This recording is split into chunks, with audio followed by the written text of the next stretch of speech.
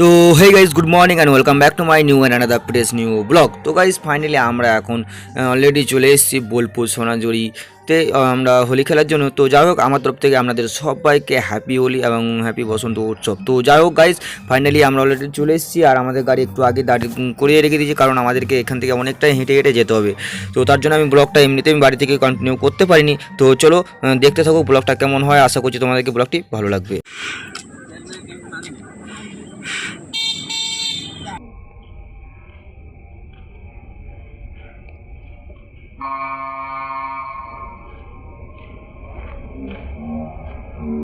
তো guys finally আমরা হাঁটতে হাঁটতে অলরেডি অনেকটাই সোনাঝুরির কাছে চলে এসেছি। আর হাঁটতে হাঁটতে গাইজ ফাইনালি আমরা বন্ধুদের মধ্যে খুবই মজা করলাম, কারণ আমাদেরকে যেতে হয়েছিল ওইখান থেকে মিনিমাম 3 থেকে 4 কিলোমিটার। আর এই যে দেখতে পাচ্ছ গাইজ, অলরেডি আমরা চলে এসেছি। আর আমার পেছনে আগে এতটাই ভিড় কি বলবো আপনার।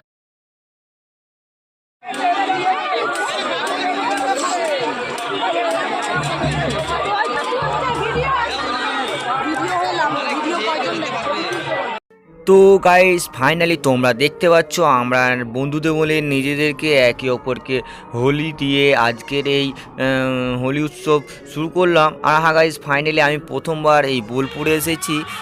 তোমাদের মধ্যে কে কে এই বোলপুরে এসেছো অবশ্যই কমেন্ট করে জানাবে। আর হ্যাঁ গাইস, চলো তোমরা দেখতে যাই। তো আশা করছি ব্লগটি ভালো লাগবে। তো চলো দেখতে থাকো।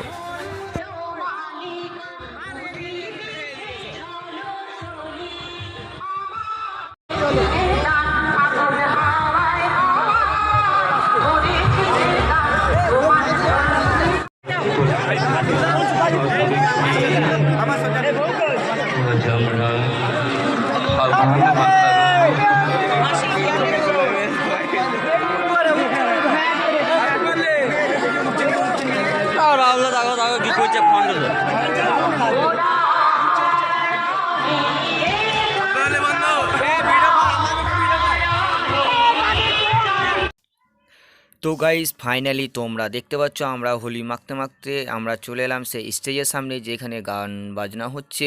তো গাইজ সবচাইতে একটা কথা হলো গাইজ, বোলপুরে তুমি যদি কখনো না এসে থাকে তো অবশ্যই একবার বসন্ত উৎসবে মানে এই হোলি খেলার সময় অবশ্যই আসবে, তোমার খুবই ভালো লাগবে। গাইজ আমারও খুবই ভালো লাগছিলো, কারণ এইখানে তুমি যে কোনো কাউকে রং সে ছেলে হোক বা মেয়ে, সে কিছুই বলবে না। তো গাইজ সবচাইতে গুরুত্বপূর্ণ কথা হলো গাইজ, তুমি যদি কখনো গার্লফ্রেন্ড নিয়ে আসো তাহলে তোমার তো এনজয়টা একটু অন্যরকমই হবে, কারণ আমরা সাধারণত সিঙ্গেল, তো আমরা